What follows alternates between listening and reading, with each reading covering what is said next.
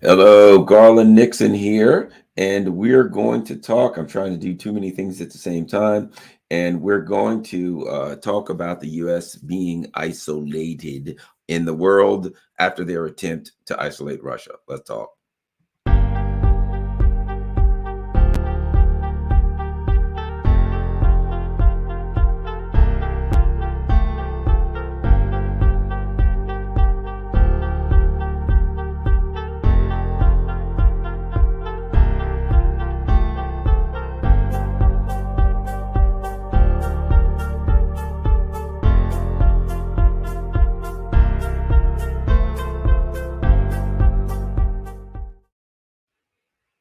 All right. Well, it worked this time. So sorry about that. I tried to do this video a few minutes ago and it was muted, but it certainly appears. Everybody let me know. I got sound now. I'm pretty sure I got sound. And we're going to move forward. Yes. What happened before I looked and I was talking and I looked down and I noticed mute. And then I looked over in the section of comments and people were like, "Hey, Garland, you got no sound." I'm like, "Oh God." But and I saw somebody say Garland's going to be bummed, and I'm like, "Nah, it's a Zen thing. If that was muted, then it didn't need to go. So this one needs to go. So let's start over again." So the title of this is "The U.S. has self-isolated. The world is horrified." Right. All right. Let's talk about this through the lens of the Ukraine conflict and where we are right now, as I think we approach. Maybe I shouldn't use the word "the end." Maybe I'll use the beginning of the next um, direction that this conflict takes. But I think we're getting to moving towards an inflection point. One of the things that's talked about in Zen is, how a person lives their life. Do you live it like a candle, where you light the flame and it burns slowly? That's one way to live your life.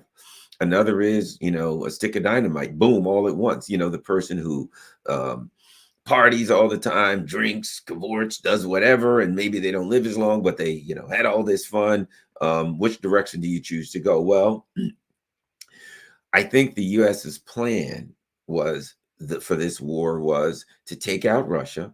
And of course, this is what this is about. Let's talk about the reality of it is to get this conflict going, to use Ukrainian lives to for a slow bleed of Russia's resources, of their military potential, and more importantly, use this as a method to economically and to diplomatically isolate Russia, to get this war going, and then to run around the world and say, "We told you Russia was evil. Look how evil they are. They're attacking these poor little innocent Nazis."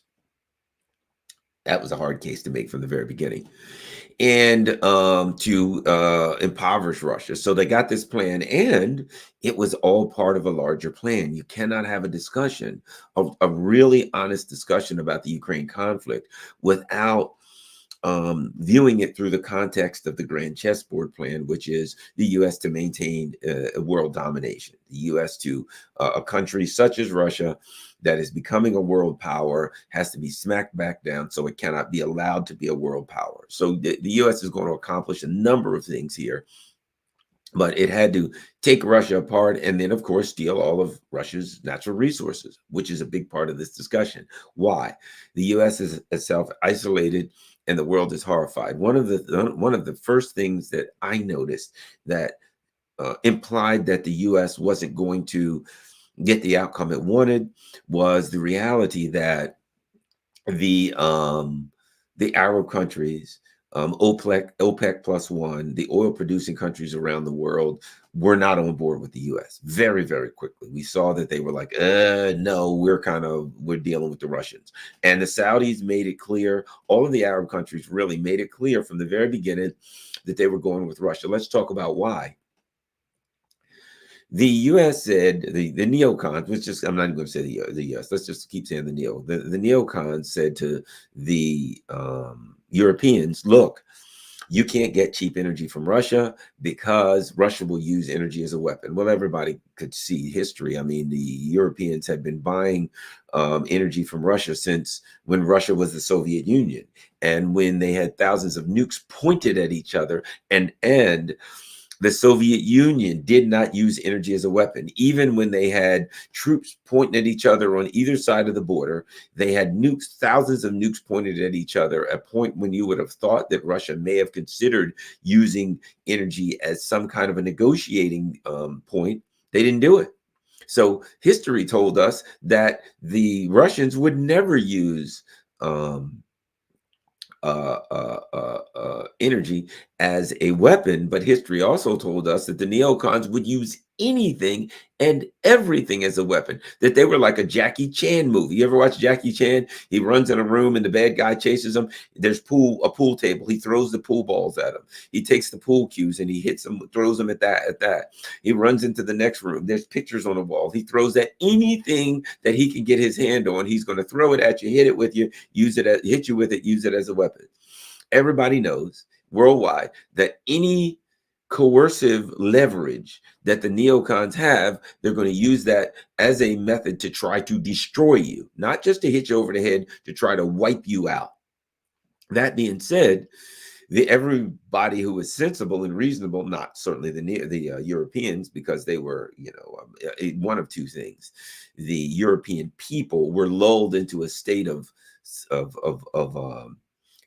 into a stupor where they thought that the U.S. empire was on their side. Oh, we're all the part of the U.S. empire. Things are going to work out well for us. And the U.S. the ruling elite are part of the U.S. neocon cabal. So if the U.S. says go ahead and wipe out your population's economic future, they don't even blink. Sure, yeah, no problem. Let's do it.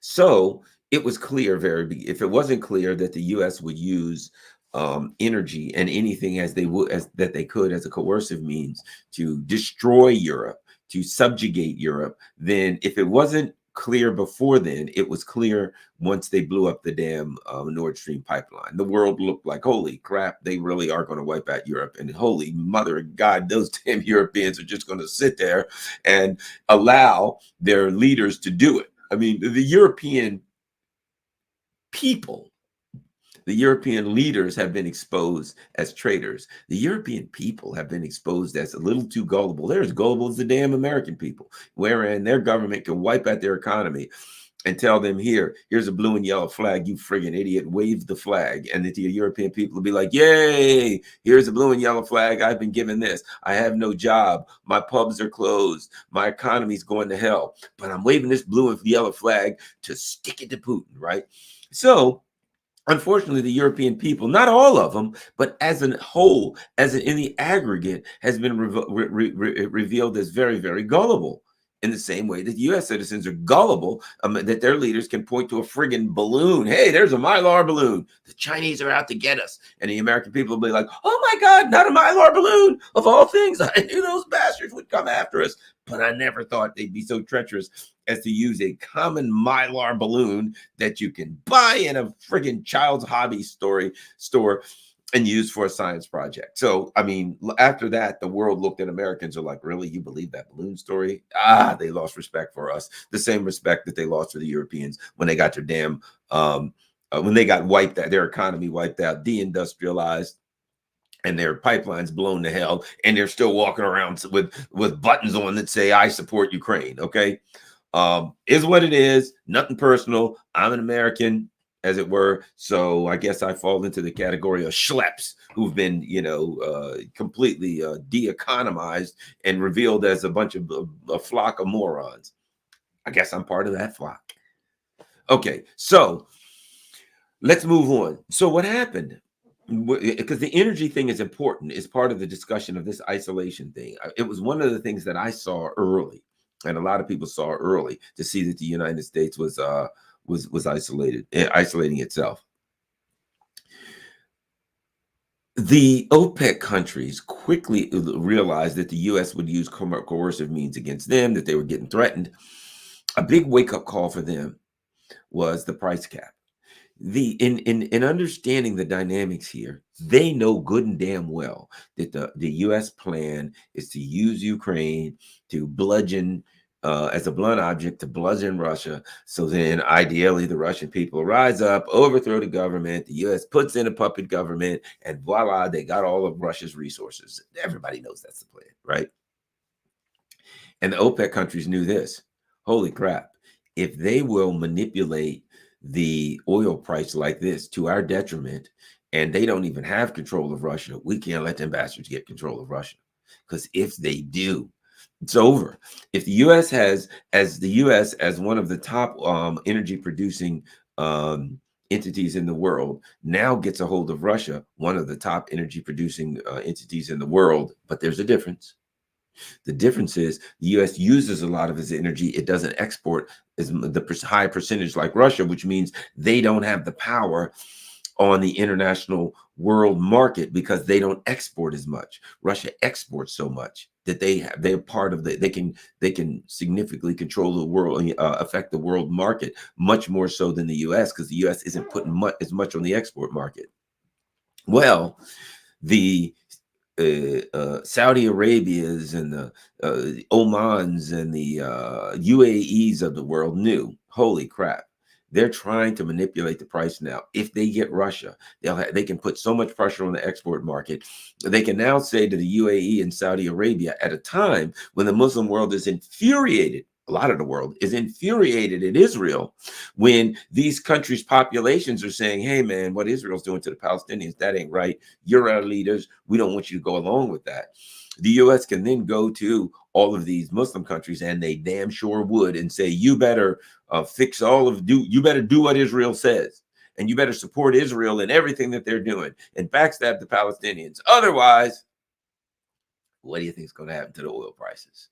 We are now in control of Russia's oil, and we're going to just pump 3 times as much, and we'll destroy the oil prices, and we'll wipe you out, Saudi Arabia. And you know what's going to happen when your economy goes to pieces? Your people are going to rise up and cut your heads off. So you better do what we tell you to do. The Arab countries knew that in dealing with Russia, that Russia was an honest actor and a good faith actor, that Russia would say, let's work to keep the prices internationally where we can all eat, right? We can all survive. That the U.S. could give a crap less about economics other than their own. And they were going to say, you will do what damn sure we tell you to do, or we will destroy you. So if you think of it from that perspective, the world oil producing countries had no choice but to go along with Russia, because they knew that if the U.S. was able to get their evil ways, their evil machinations, work their evil machinations, get control of Russia's oil, it's over for them. It's over for them for sovereignty,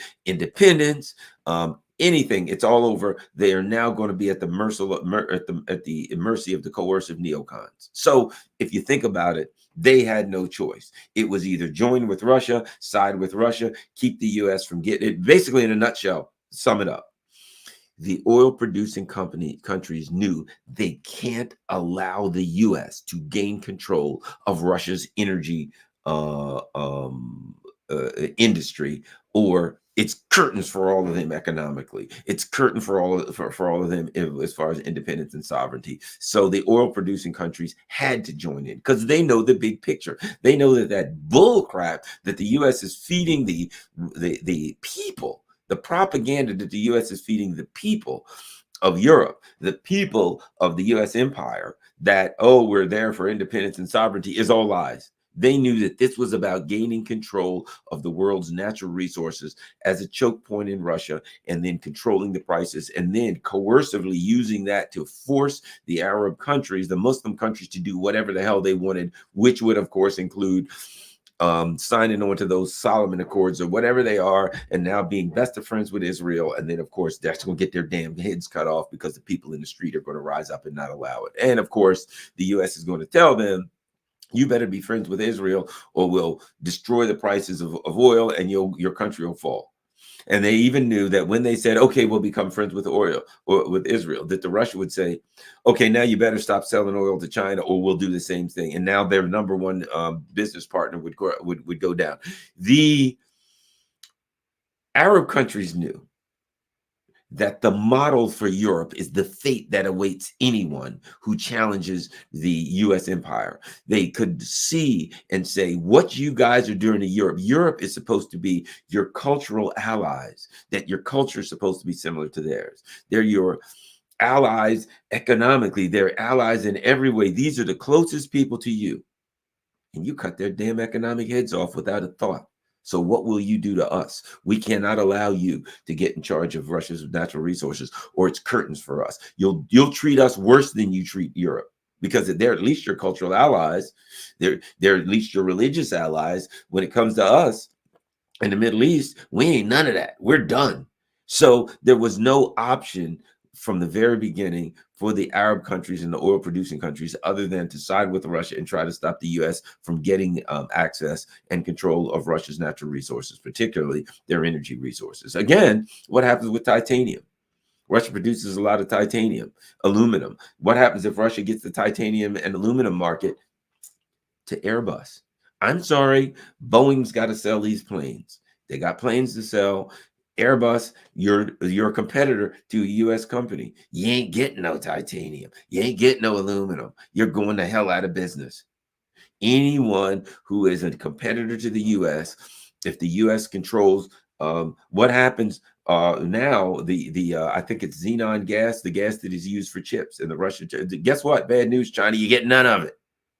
Anything that Russia has, you get none of it. They're going to wipe out China's economy immediately. The U.S. would do a job if they got Russia's natural resources. They would wipe out the oil market to control it and to coerce the Arab countries into doing what they want. Then the metals market, the precious metals market. Now they're going to sell China. You don't get any of this nickel, titanium, any of this stuff. What do you think is going to happen to India? And let me use that to segue right into the next section of this a segment of the U.S. being self-isolated. The next group of countries that had no choice but to side with Russia were the up-and-comers, were the developing countries that are in fact developing. India's got a lot of resources, they got a lot of educated people, they got a lot of things there that's going to help them to become a world power. Saudi Arabia sees themselves as a world power. They got a lot of natural resources to sell, they got a lot of money, and they want to transition away from an oil-only economy. You've been reading about them because they feel like a lot of the world is going green. Eventually, oil ain't going to be we ain't going to be able to live off oil. We got to do some other things and invest, which is wise. So the Saudis they aspire to be a world power. Brazil, 5th largest country in the world, 5th most populated country in the world. The more African people of African descent in Brazil than anywhere outside of Africa, right? The huge country, unbelievable natural resources. So they aspire to be a world power. Well, all of these up and coming countries look and they see that the U.S. empire says, hey, Russia and China are trying to grow. They must be crushed. Oh my gosh, Iran's trying to grow. It must be crushed. They understand that if you're an up and coming country and you aspire to be a world power, that the U.S. is going to attack you. That as soon as you say, I want to be independent and make some of my own decisions, you're going to get attacked and you're going to turn into Europe. Europe is the model that the world saw in horror. And that is the U.S. eventually, this is what people saw happen to Europe, and they feared, reasonably so, the U.S. empire would eventually do to their country. Create a dynamic where the U.S., if there's two parties in Europe, in a country, that the U.S. controls both parties. If there's 2 or 3 possible leaders that can become president, the U.S. controls all 2 or 3 of them. They got a bunch of neoliberals in. Even when you win, you lose. Even if you have democracy like the U.S. does, they try to do this. They try to say you can vote, but we're only going to give you 2. We're going to give you 2 versions of John McCain. What do you want? John McCain A in Barack Obama, or John McCain B in Mitt Romney? Which version of John McCain do you want? A female one, a black one, a tall one, a short one, an old one, a young one? But all the hell you get is John McCain, right? That's where the Europeans are. What do you want? Keir Starmer? Hey, he's going to fix it. What do you want? The Greens are in. They're going to give you another party, all neoliberals, U.S. quislings, puppets, traitors. That's all you're going to get. And the other countries knew that is their fate. And eventually, if you don't do what they tell you, they'll blow up your infrastructure. Everybody knew there were fate. So this second, we'll call them a second economic tier of countries, a second tier of countries politically, industrially. knew that we have aspirations to increase our countries. They look at China. Hey, China pulled 800 million people out of poverty. You know, India's got to look at that and say, hey, how come we got 800 million poor people? A lot. I don't know about that many poor people. They got a lot of millions of poor people. How do we pull them out of poverty? So countries are looking at other options other than the neoliberal model, which actually puts people into poverty because you feed off of your population. It is a mother that eats its young. It feeds off of its population. And other countries are looking for a model. They're looking at Russia. They're looking at China. They're looking at some of these countries that are nationalized their resources, their natural resources, sell the natural resources the government does, and takes that country, that money to develop the country, to develop their infrastructure. They're looking at some alternative options. And to be quite frank, in seeing that, Russia, with some of their huge country companies that they have that are state owned, that are using that money to build up their their country all around. I look at that and I say a lot of countries are doing that. It's working for some people. That ain't a bad model to me.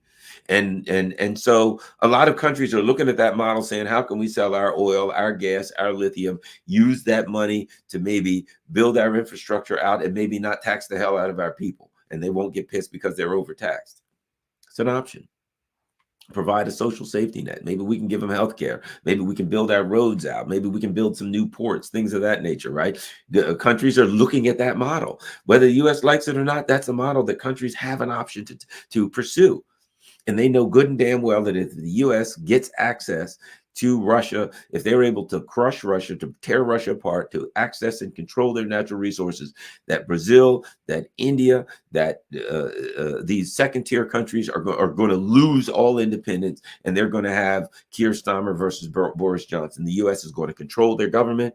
They're going to come in. They're going to interfere with their elections. They're going to interfere with their political system, and ultimately all they're going to get is a couple of neoliberals, and they'll be running around, and even if they want to, there'll be rainbow flags everywhere, and anything that their culture may not be crazy about, forget it. You take these rainbow flags or we'll destroy your economy. You know, those kinds of things. And they don't want their economic, and you're going to have to allow all the American companies. Now, if you're a up and coming country that has nationalized your resources so you can use that money to build your infrastructure, can't do it. The United States is going to have to send in Exxon Mobil, etc., Shell, BP. All of these are going to have to come in and, quote, develop your oil fields and your gas fields so they can keep all the damn profit. Everybody knows the game. So you had the second tier of countries saying the same thing. We can't possibly do it. Think about what I've just said. You have the oil producing countries, the energy producing countries, the lithium, the countries that produce commodities, saying we cannot allow the United States to control the commodity king, which is Russia, because they'll use it coercively, and all of our hope to use our commodities to advance our countries are gone. They had no choice.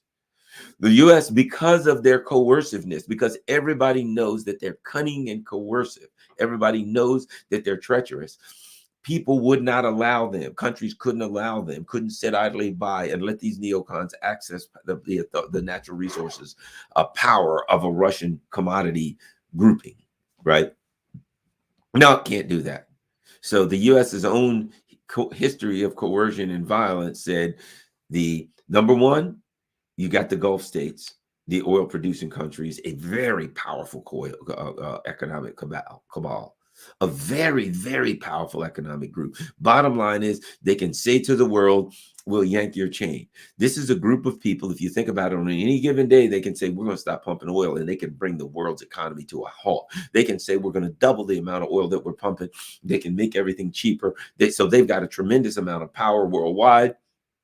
And they say to the U.S., ain't happening. You got to be stopped. Then, as I said, add in India, add a Brazil, add a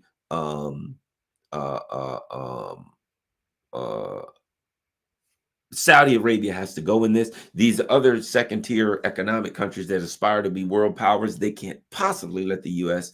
get power over, take Russia apart, and then get access to Russia's natural resources, because then they know they will never be allowed to grow. They will never be allowed to increase. And the United States, that neocon parasite, will feast on their carcasses. Get a little carried away with the metaphors, but you get my point.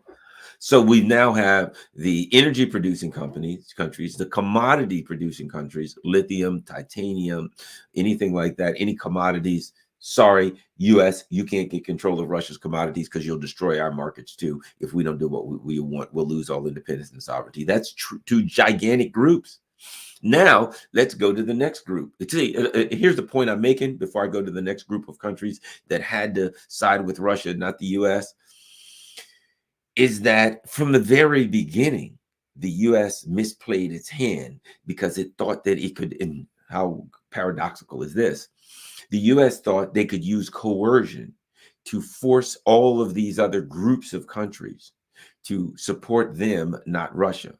And in fact, it was the fact that they had used coercion as their only tool, as their only method, right? Violence, coercion through violence, through the threat of violence, economic coercion through sanctions, etc.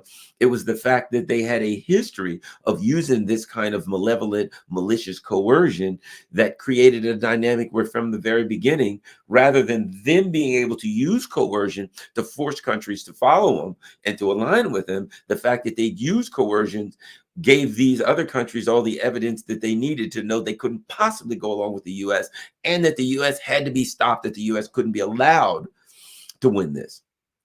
So we've gone with those. Let's go with another group of countries, and that is, let me add this. Let me add this. We'll go with another grouping here before we get to. I was going to go to the history of colonialism, but before that, there's a cultural issue going on here.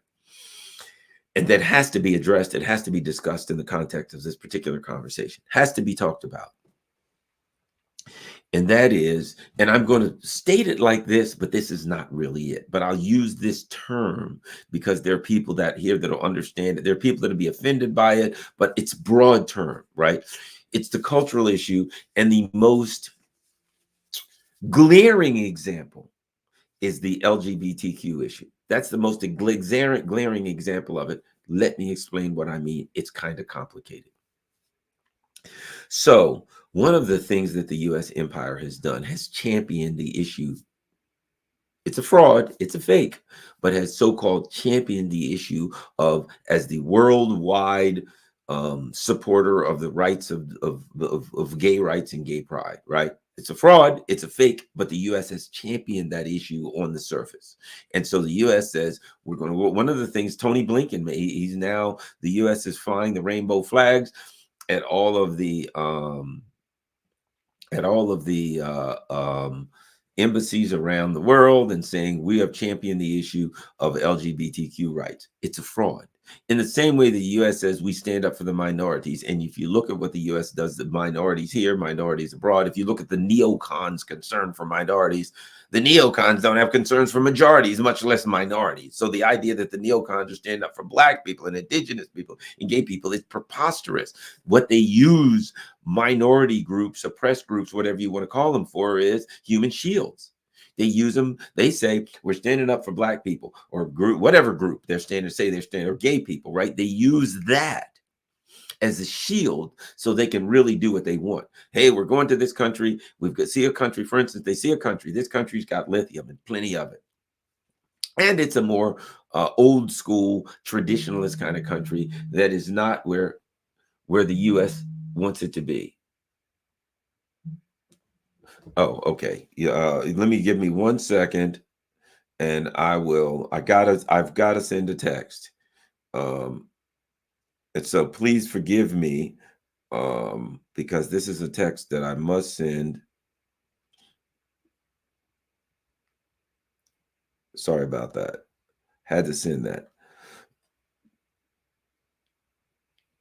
I gotta send this. I apologize, but sometimes. Okay, so let me finish this. So the bottom line is this: you've got countries who are looking at the U.S. and saying, "I know what you're really trying to do, right? in the long term, you're trying to gain control of the world's commodities so you can control Russia is a commodity choke point, as it were, so you can control the commodities. You can therefore use that as a coercion to stop independence, stop growth of any country you want. You got every country in the world. You can say you got to do what we want. Fertilizer. Now you can tell countries they can't grow food. It's just too much power for the neocons, people knowing what they would do, knowing their history of coercion and what they would do. No, wasn't happening. So the world knew this is too great of a danger. We cannot allow the power, that kind of power, to come into the hands of these malicious and treacherous neocons. So again, forgive me for having to send a text, but the bottom line is I got to pick my nephew up from boxing, and I got to leave it at like 15 minutes. And I had to send him a text that says, he has, this boxing class that he takes. So at any rate, so let's continue. And as we move forward, the next group of countries, and again, I was talking about the LGBTQ issue. So the bottom line is this: there are countries that know that we have a cultural history and traditions, and it's not just the LGBTQ issue, but that's the most obvious.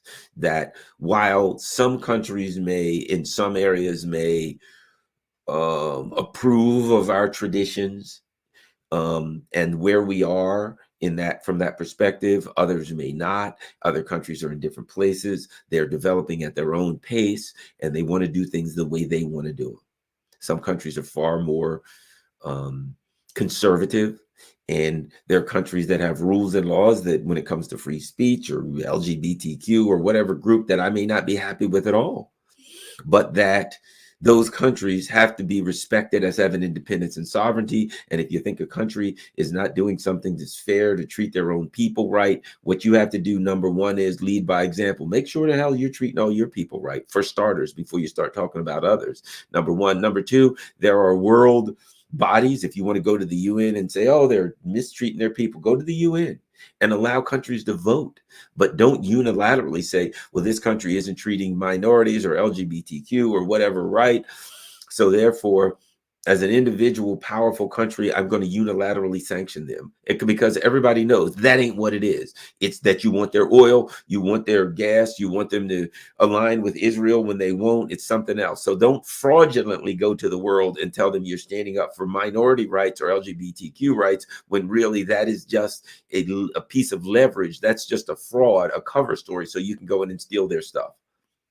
So I would say a lot of countries looked at the direction that culture is going in the US and said, we don't want to jump on your cultural bandwagon. We don't like it. We don't agree with it. We have our own culture. Leave us alone. And the US tries to force their culture, some of it being a fraud, onto other countries. People like me say, look, I believe that every human being on earth should have the same expectation of rights. But I also believe that every country on earth should have the same expectation of rights. And one country like the US, because it's more powerful, should not be able to impose its cultural beliefs on another country. And countries looked at the US, and that's another reason a lot of more traditional conservative countries felt like, yeah, we can't support the US, because again, we don't want them in a position where they can impose their so-called cultural norms on us. Like it, not like it, that's reality. That's another reason that a lot of countries hit the bricks.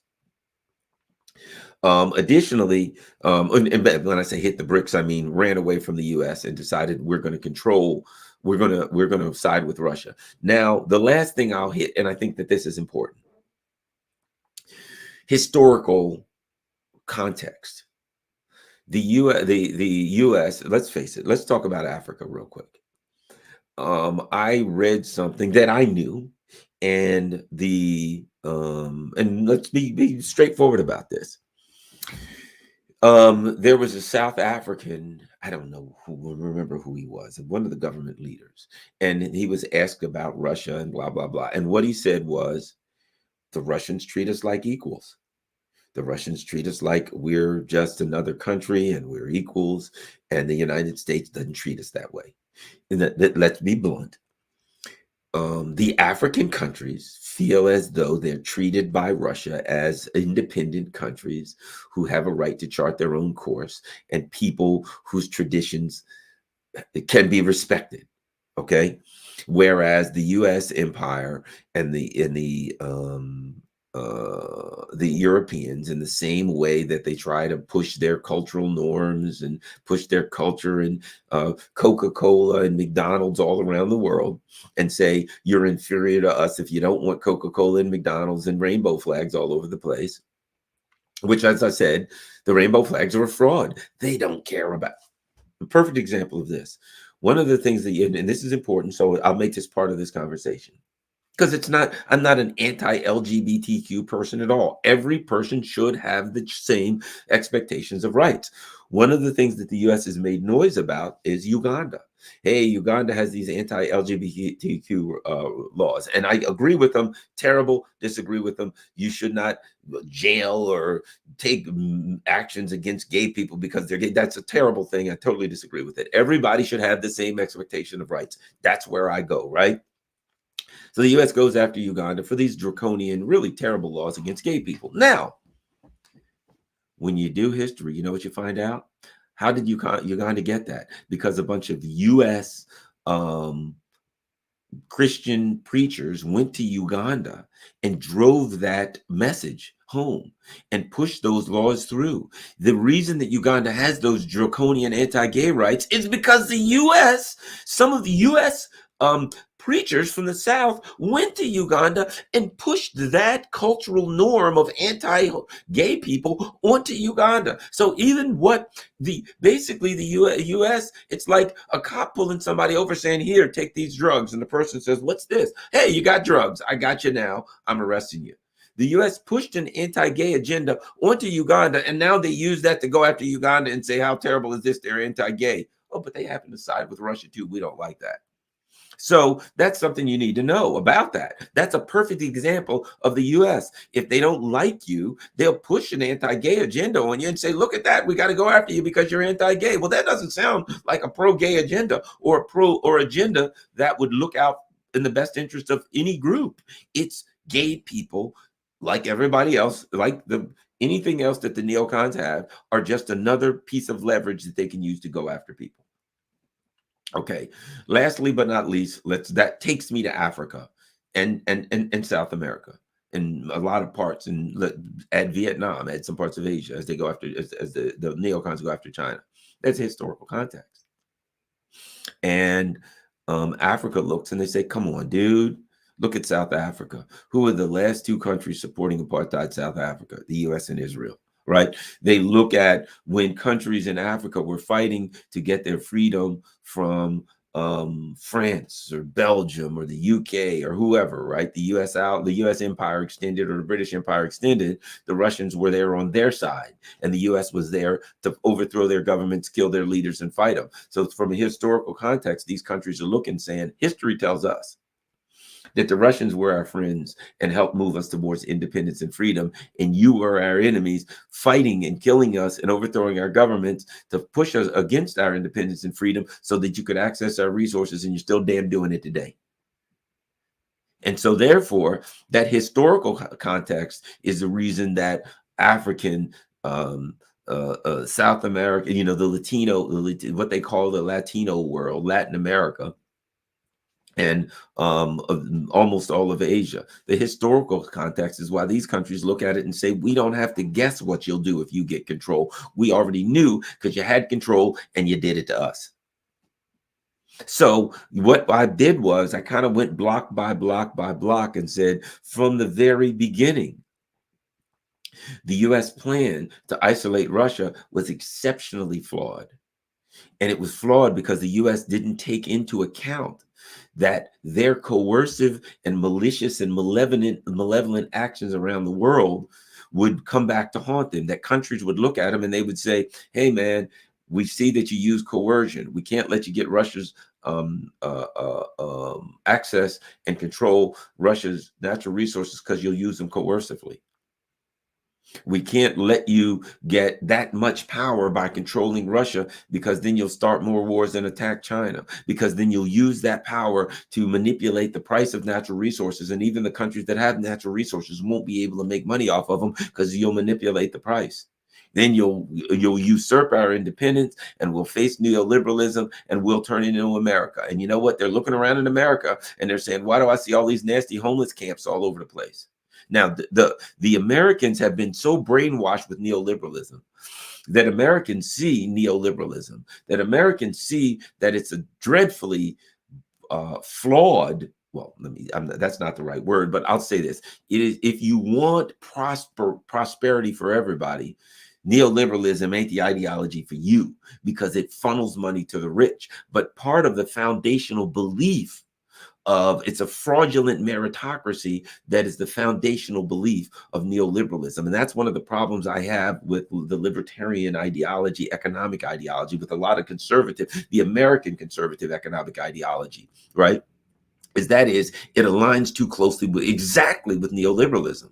What it says is we're in a meritocracy, that the reason that people are at the top and rich is because they work hard and they're job creators. The reason the people are poor is because they don't do, it's their own individual fault, right? It doesn't take into account that there are grand schemes here. It doesn't take into account that all of these billionaires are scheming and they've created a neoliberal economic order where the people at the bottom are pushed further and the people at the top get more.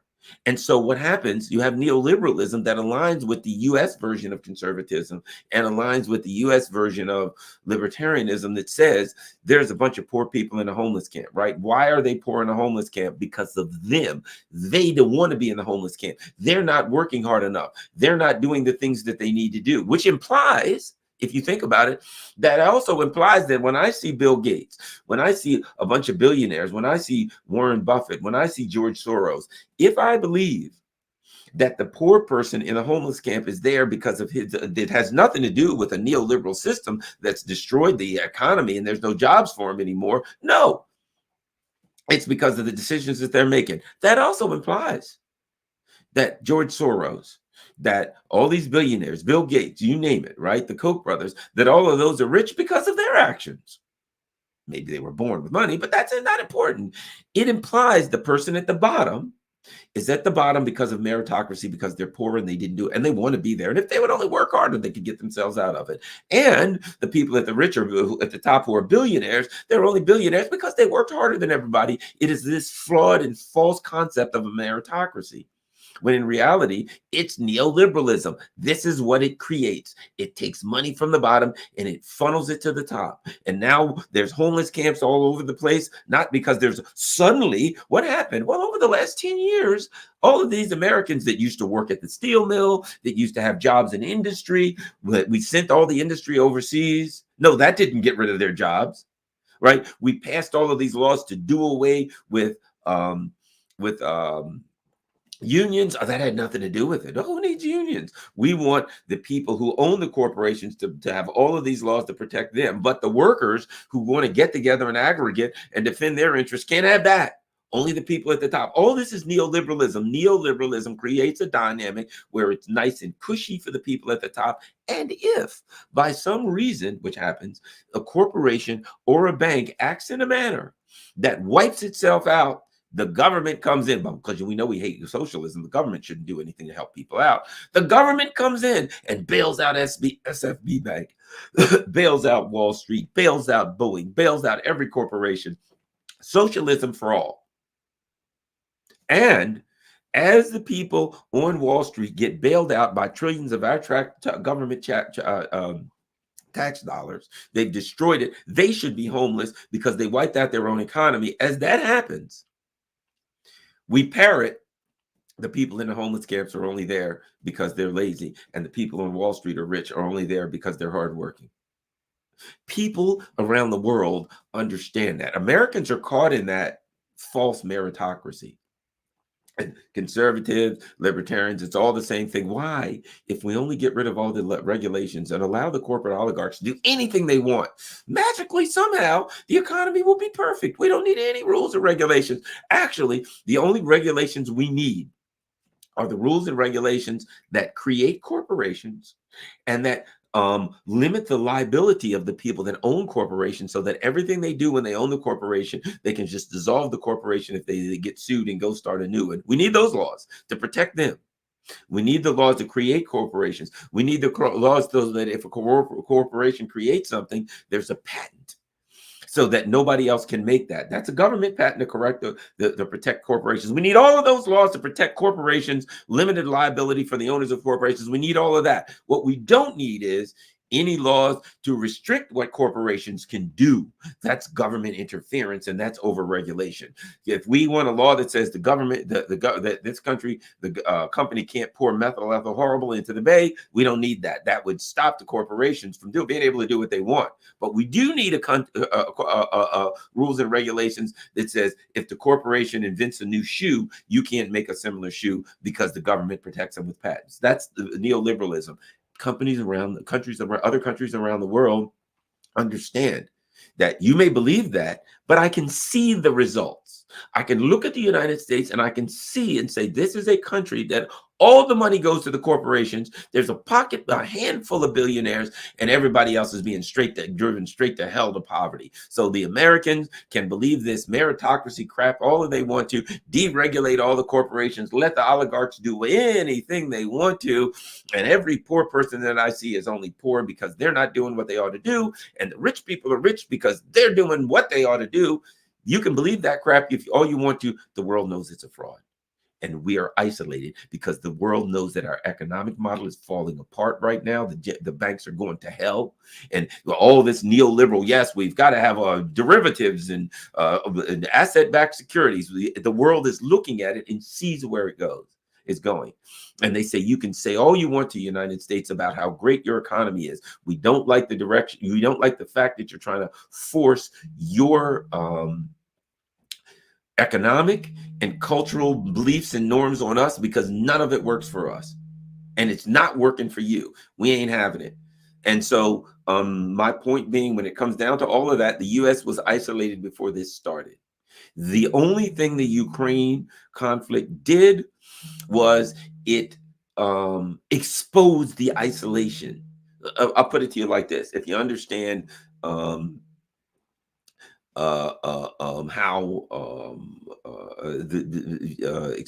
particles can be expressed themselves as waves, or particles that can express themselves as in different manners, right? And so the whole discussion about the U.S. being nothing, I mean the universe being nothing but potential, right? Everything is potential. What can happen next? Everything's potentially to happen in lots of different ways, right? That we live in a world of potential. We don't know what could happen in a universe of potential. What could possibly happen next, right? In the same way, the potential for absolute and complete isolation was there. The Ukraine conflict expressed that potential for complete economic and cultural isolation of the United States and the U.S. empire, its vassals, its allies, its colonies. And now that economic potential, that potential for isolation is expressing itself. As the countries all run away, we ain't going to align with you because you'll destroy us. You'll take our independence. You'll take away our ability to feed ourselves. You'll take away everything. That potential for U.S. isolation has now been realized, I believe. Who's left? Just our coercive people. And that's fallen apart. Just the groups that we can keep under our fist.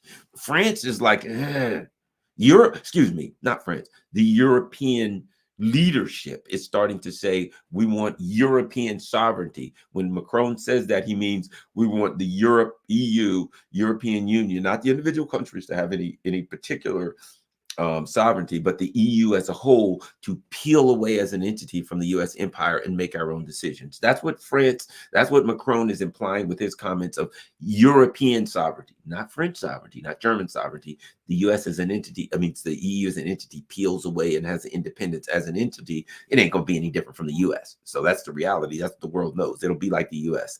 It won't do them any good. They'll go straight to hell. They'll just do it themselves instead of letting the Americans do it. And they'll look for patsies to go around the world and beat up on. They can't help it. That's who they are. That's who the ruling elite of the feudal mentality of the ruling elite of the EU, and they're moving towards some kind of an internal insurrection anyway. And of course, the rest of the world looking at it saying, you brought this thing to a head. We identified it. You're trying to really once and for all take over the world. We ain't having it. So soon it will get to a point where the EU is looking at, or the world looks at the Ukrainian conflict. It hasn't gone the way the U.S. wants, and the U.S. Allies really have been demilitarized. They're running out of stuff. They're running out of military stuff. And the world, I think, when it gets to that point, the neocons are going to be in a mell of a mess. They're going to be in a hell of a mess, because the world is going to say, let's bring this thing to an end. A lot of European people and European entities and European businesses are going to say, let's bring this thing to an end. Let's go ahead and do some kind of a settlement of this. And there'll be a lot of entities in the U.S. saying, let's do a settlement of this. But the neocons can't, because if they lose Russia, that means that the neocon project is dead. Hey, first we're going to do away with Russia, then we go after China. Russia becomes strong, much stronger. After you win a war, you become stronger. Russia becomes stronger. It becomes more dominant on the world stage, economically more powerful. The U.S. is weaker. And now the U.S. says, now that Russia is stronger and more closely allied with China, and we are weaker and more isolated, now we're going to go after the stronger China. How's that going to work for the Neocon project? Not at all. All right. Well, thanks a lot, everybody. I want to thank everybody. I got to run. Unfortunately, I do have to go because I got a nephew at boxing. As you saw, I had to do that. So I got a nephew who's at boxing. Got to learn the self-defense stuff. Got to get him into some boxing, and then we'll go into some martial arts, and we'll be ready to. He needs to have some mental discipline. That's what we need, right? Mental discipline and the ability to protect yourself if somebody attacks you and pushes you into a corner. And of course, the mentality that says never ever get in a fight. You need to be able to defend yourself, but you understand situational awareness, which allows you to avoid any kind of a clash or conflict and get away. And if there is a clash or conflict and somebody attacked you, you can quickly defend yourself and get away. That's what little old nephew has to learn. And so he's moving in the right direction. And I got to move in the right direction because I better go get him go pick him up. All right. Thanks a lot, you all. Don't forget a couple of things. You can, patreon.com is an option, please. If you can help the channel, buy me a coffee is great now. Buy me a coffee. A lot of people use that. The coffees are like $5 each. It'll say, do you want 1, 2, 3, 4, 5 coffees? Whatever you can do. I certainly appreciate the help the channel. And I've got my info there, and buy me a coffee now. You can do like Patreon. If you want to do a monthly thing of $5, $10, $15, whatever, buy me a coffee. Feel free to do that. You can do that now, where you can make a some one-time help. I really appreciate it. So if there's PayPal, that's an option. And of course, there is one more. Oh, I've got my Cash App info there. I got to look at the thing, scroll across. Additionally, Rockfin is an option. Please, everybody who follows me on Twitter, hit the like button and also follow me on Rockfin. Rockfin is my alternate platform in case they throw me off. In case they throw me off of I said Twitter. I mean, everybody who follows me on YouTube. It's my alternative platform. Please go over to Rockfin, become a member. It doesn't cost anything. They don't have any advertisements. They don't have any censorship. So if they throw me off here, I'll still be on Rockfin. So please become a member over there, just in case they toss me for nothing else. If you can afford it, please sponsor my Rockfin channel. If you can afford it. If you can't, I understand it. If you can sponsor my Rockfin channel over there, it's $14.99 a month.